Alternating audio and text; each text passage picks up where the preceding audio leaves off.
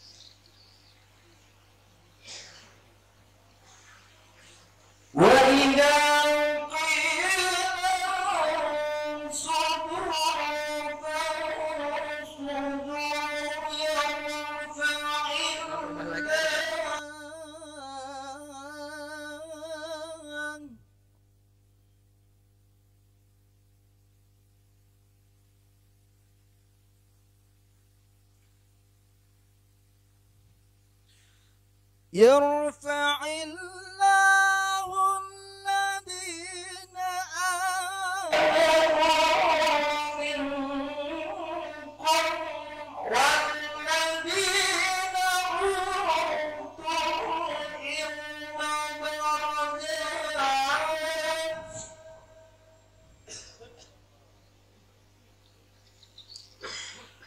والله بما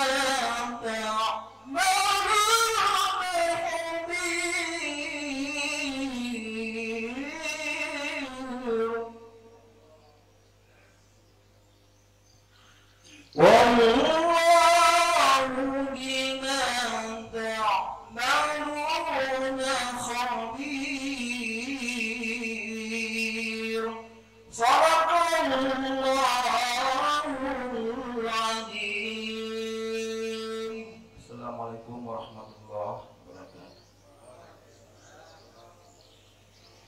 Waalaikumsalam warahmatullahi wabarakatuh. Sadaqallahul azim. Maha benar Allah dengan segala firman-Nya. Baiklah, masjid jamaah berdoa yang sama kita dirahmati Allah Subhanahu wa Ta'ala. Selanjutnya arahan oleh Bapak Kasih bin Ali, kepada beliau waktu dan tempat kami sediakan.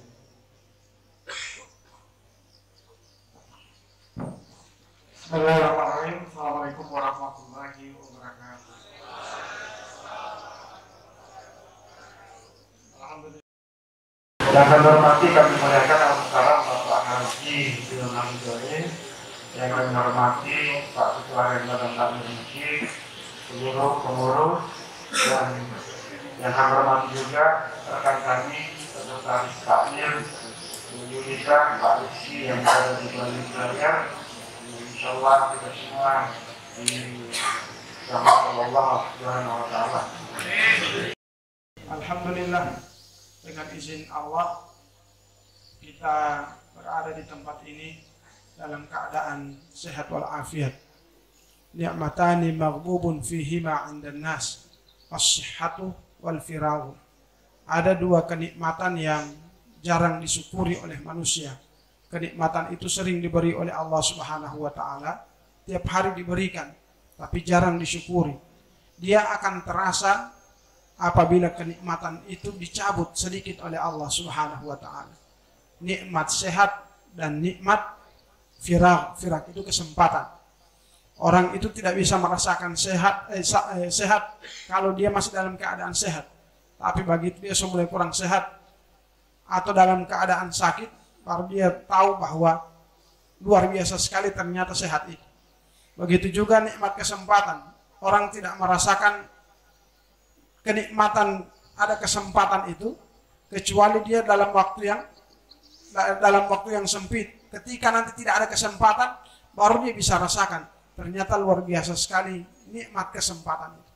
Makanya dua nikmat itu seharusnya kita syukuri karena pemberian dari Allah Subhanahu wa taala yang Allah Subhanahu wa taala tidak suruh bayar. Allah Subhanahu wa taala beri gratis kepada siapapun, mau dia taat atau tidak, mau dia berbuat maksiat atau dia orang yang beriman, semua disamaratakan, diberikan kesehatan dan kesempatan oleh Allah Subhanahu wa taala. Jamaah sekalian, salawat dan salam kita sanjungkan kepada baginda Rasulullah Muhammad sallallahu alaihi wasallam, pada para sahabat dan keluarganya sekalian. Dalam kitab Nasaihul Ibad karangan Imam Nawawi Al-Bantani, Imam Nawawi bin Umar Al-Jawi Al-Bantani, beliau salah seorang imam Masjidil Haram. Beliau menjadi ulama besar dan dikebumikan di Ma'la di Makkah.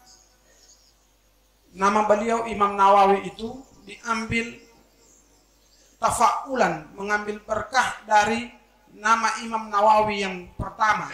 Imam Nawawi yang pertama namanya Imam Nawawi Ad-Dimashqi, dari Damsyik, dari Maghribi, dari Maroko.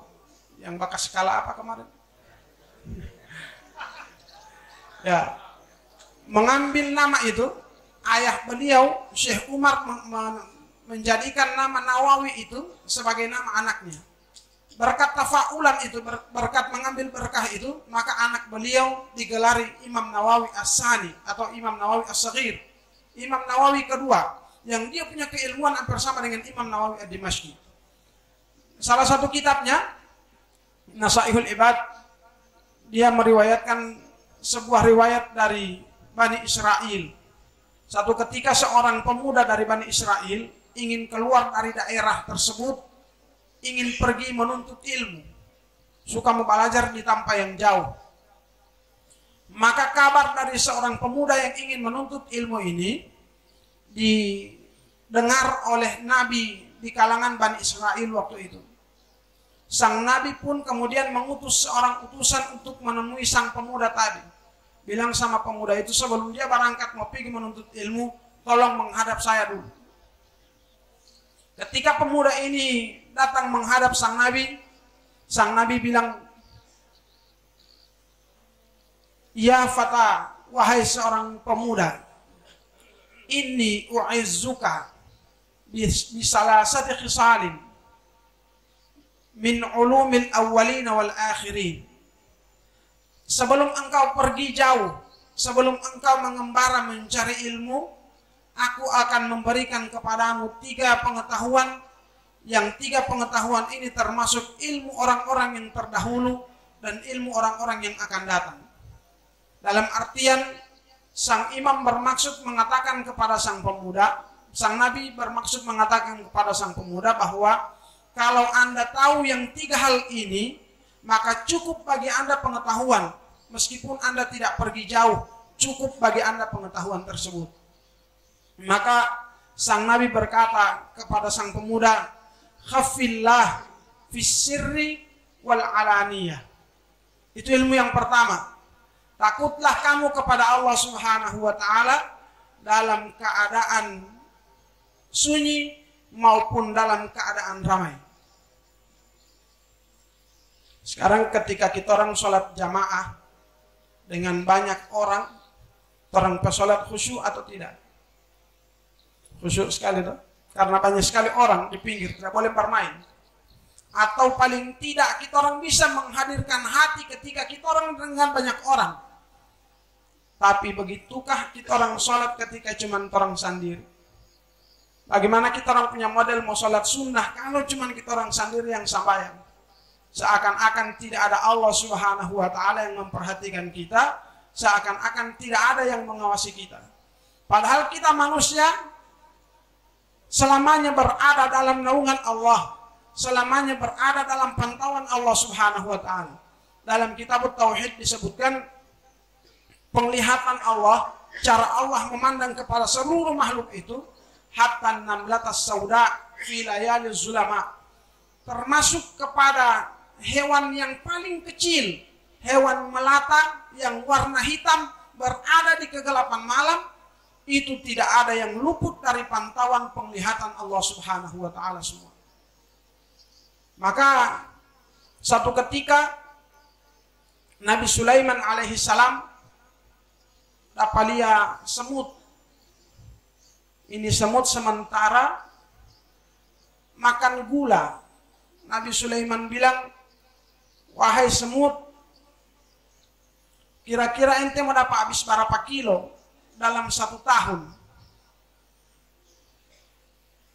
Semut bilang, wahai Nabi Allah, saya ini diberikan rizki oleh Allah Subhanahu wa Ta'ala. Dalam setahun Allah cuma beri satu butir gula, itu tidak akan habis saya konsumsi dalam waktu 1 tahun.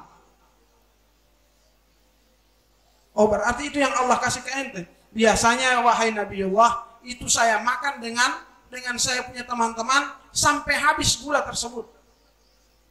Maka Nabi Sulaiman bilang, kalau begitu untuk tahun ini tidak usah ente minta sama Allah untuk diberi gula.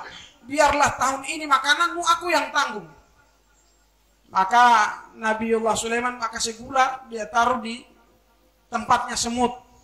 Setahun berikutnya Nabiullah Sulaiman pergi periksa di tempatnya semut itu. Ternyata gula yang ada itu masih besar, belum semua dia kasih habis loh semut. Nabiullah Sulaiman bilang, wahai semut, ente bilang ente pemakanan cukup 1 butir ini untuk setahun, kenapa ini masih ada sisa?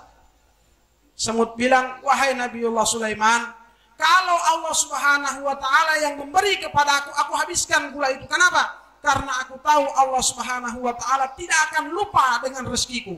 Tapi kalau Anda yang memberi, wahai Nabiullah, aku takut jangan sampai besok engkau lupa memberikan rezeki kepadaku, tidak ada yang Anda mau makan. Subhanallah. Maka jamaah sekalian dirahmati dan dimuliakan Allah Subhanahu wa Ta'ala, yang pertama adalah takut kepada Allah dalam keadaan sunyi maupun dalam keadaan ramai. Yang kedua, nasihat sang Nabi kepada Bani Israel, lihatlah apa yang engkau makan. Disyarah oleh Imam Nawawi Al-Bantani, disyarah bahwa lihatlah makanan yang engkau makan itu kondisinya halal atau haram. Sekarang ini mau cari yang haram setengah mati. Mau cari yang haram setengah mati, apalagi mau cari yang halal. Tapi Imam Nawawi bilang dalam kisah Bani Israel tersebut, disuruh lihat apa yang kita konsumsi, apa yang kita makan, termasuk barang halal atau barang yang haram. Kalau yang halal disuruh konsumsi, disuruh makan. Kalau yang haram disuruh tinggalkan. Jamaah sekalian dirahmati Allah, maka pantas Nabi SAW bersabda, man tarakal haramu nalal halal. Hadis ini saya pernah bilang di tempat ini. Kali ini kisah yang kedua. Kali kedua saya sampaikan hadis Nabi. Man tarakal haramu nalal halal. Orang yang meninggalkan keharaman, dia pasti dapat yang halal. Seorang sahabat dapat dengar hadis ini. Sahabat Nabi dapat dengar hadis Nabi, siapa yang meninggalkan keharaman dia dapat yang halal, maka dia ingat-ingat terus hadis tersebut. Padahal kerja lo sahabat Nabi ini adalah seorang pencuri. Satu ketika dia masuk di rumah bagus, rumah mewah. ketika dia ingin mencuri di tempat itu sebelum dia melancarkan dia punya aksi, maka dia dapat lihat makanan di atas meja. Begitu dia mau makan makanan ini, dia dapat ingat hadis Nabi, man tarakal haramu nalal halal. Orang yang meninggalkan keharaman, dia pasti dapat yang halal. Maka tidak jadi dia makan makanan ini. Yang kedua, ketika dia tidak jadi makan, dia sompi ambil guci atau perhiasan dalam rumah itu. Begitu dia ingin mengambil kembali, dia ingat hadis Nabi, man tarakal haramu nalal halal. Yang meninggalkan keharaman pasti dia dapat yang halal. Maka dia tidak jadi ambil barang yang berharga di rumah itu. Kemudian jamaah, ketika dia semua pulang, dia dapati kamar dari pemilik rumah itu tak buka. Di dalam kamar itu seorang perempuan yang dalam kondisi sedang tidur dan dia punya daster sedikit tersingkap. Mau gas atau tidak ini? Tapi dia ingat hadis Nabi, man tarakal haramu nalal halal. Yang meninggalkan keharaman dia dapat yang halal. Ketika dia mau keluar dari tempat itu, tidak jadi dia mau korek perempuan ini, dia dapat sontong barang yang ada di atas lamari. Maka barang itu jatuh. Perempuan ini kaget dan teriak. Laki-laki ini lari. Begitu dia lari, jamaah sekalian dirahmati dan dimuliakan Allah, tidak tahu di mana dia mau lari. Akan apa seorang banyak padusu, dia lari di masjid. Didapati Nabi SAW sementara duduk di masjid, dia minta izin sama Nabi, ya Rasulullah, saya mau bersembunyi di balik mimbar. Ada apa? Kata Nabi. Biar saja ya Rasul, sebentar saya jelaskan. Minta izin dulu, saya mau bersembunyi di balik mimbar. Nabi bilang silahkan. Orang-orang datang, ya Rasulullah, dapat orang yang dapat ciri-ciri begini. Tidak ada orang yang datang ke sini. Hanya saya yang dari tadi di sini, kata Nabi. Orang-orang pulang, Nabi panggil lelaki tadi. Kenapa nggak uti? Saya ini ya Rasulullah ada niat mau pancuri di rumah satu. Dia punya ciri-ciri rumah ini. Kemudian saya ingat hadismu ya Rasul. Saya ingat perkataanmu. Siapa yang meninggalkan keharaman, dia pasti dapat yang halal. Maka saya tidak jadi ambil di situ. Tapi yang jadi pas saya adalah saya tidak dapat tahu. Sementara mau lari, orang dusu.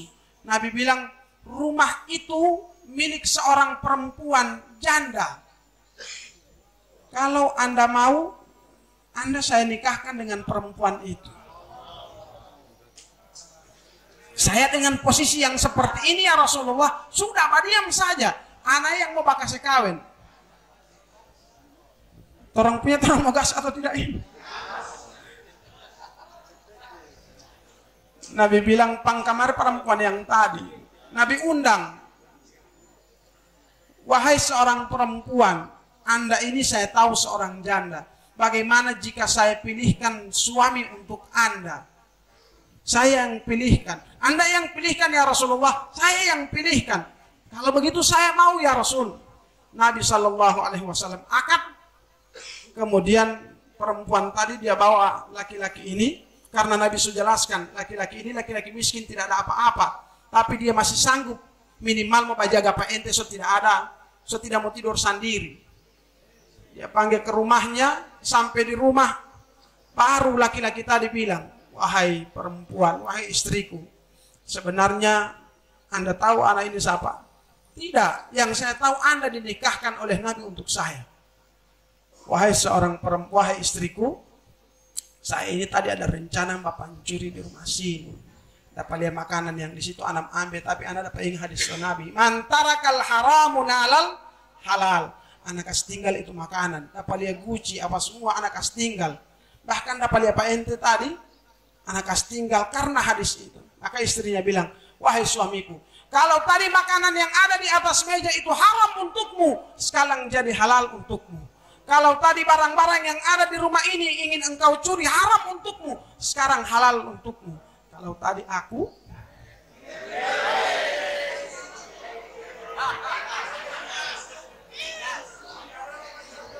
jemaah sekalian dirahmati dan dimuliakan Allah Subhanahu wa taala.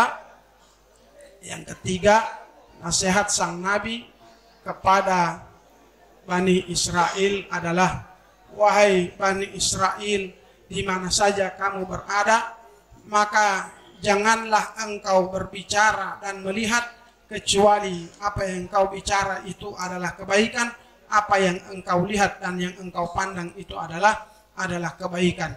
Maka jamaah sekalian yang dirahmati dan dimuliakan Allah, terakhir kisah dari Bani Israel itu, Bani Israel tersebut tidak jadi pergi keluar dari tempat itu.